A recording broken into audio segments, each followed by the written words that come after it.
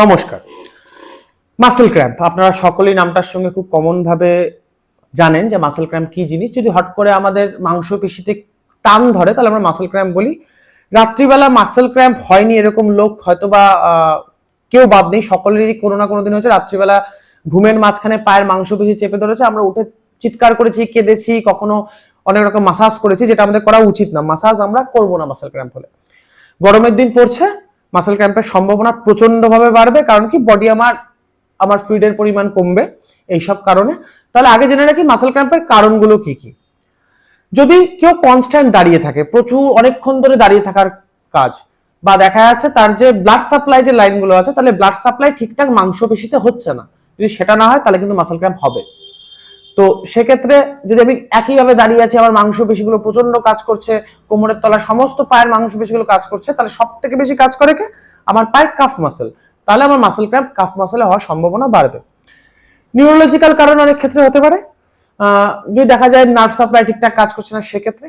তৃতীয় এবং গরমকালের জন্য সব থেকে জরুরি, যদি আপনি ডিহাইড্রেশনে ভোগেন, যদি আপনার জল শরীরে পরিমিতভাবে লিকুইড কম যায়, তাহলে কিন্তু মাসেল ক্র্যাম্প হয়। এবং গরমের সময় বেশিরভাগ সুস্থ মানুষের মাসেল ক্র্যাম্প হয় এই কারণে।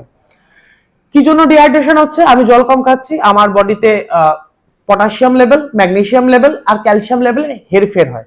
যখনই তিনটে বেসিক মিনারেলসের এদিক ওদিক হচ্ছে, তখনই মাসেল ক্র্যাম্প হওয়ার সম্ভাবনা বাড়ে। তাহলে সেসব ক্ষেত্রে আমরা কি করব? আমরা লিকুইড বেশি করে খাবো, জল খাবো, আমরা ওআরএস খেতে পারি, যাতে আমাদের ক্যালসিয়াম, ম্যাগনেসিয়াম এবং পটাশিয়ামের পরিমাণটা মেনটেইন থাকে। তাহলে আমি ওয়াটার ইনটেক ঠিকঠাক করে করবো, এটা প্রচন্ড ইম্পর্টেন্ট। যারা অ্যাথলিটস, যারা খেলাধুলা করে, তারা প্রচন্ড ঘামেন, তাদের ক্ষেত্রেও সেম ওয়াটার ইনটেক বাড়াতে লাগবে, যাতে ওয়াটার ইনটেকটা আপনাকে হেল্প করে। প্রেগনেন্সি মহিলাদের ক্ষেত্রে মাসেল ক্র্যাম্প খুব কমন জিনিস, সেক্ষেত্রে আপনাদেরকে এক্সারসাইজ গুলো করতে হবে। যারা কিডনির অসুখ বা লিভারের প্রবলেম বা অন্য কোনো রকম সমস্যায় ভুগছেন, তাদের জন্য বলবো আপনাদের ক্ষেত্রে মাসেল ক্র্যাম্প হলে পরে আপনারা ডাক্তারবাবুর সঙ্গে কন্ট্যাক্ট করুন, তারা যে মন্তব্য করছেন সেটাই মেনে চলুন। মাসেল ক্র্যাম্প এই কারণে হয়। মাসেল ক্র্যাম্প থেকে বাঁচার উপায়, বেশিরভাগ গরমের ক্ষেত্রে ডিহাইড্রেশন থেকে বাঁচতে বেশি বেশি লিকুইড, ওআরএস, জল, ডাবের জল এগুলো খান। ডাবের জল প্রচন্ড পরিমাণে খাবেন না, কারণ ডাবের জলে প্রচন্ড পটাশিয়াম ইনটেক বেশি থাকে, মিনারেল। তো ডাব খেতে পারেন অল্টারনেটিভ ডেজ বা ডেলি একটাতে, খুব একটা বেশি সমস্যা হবে না।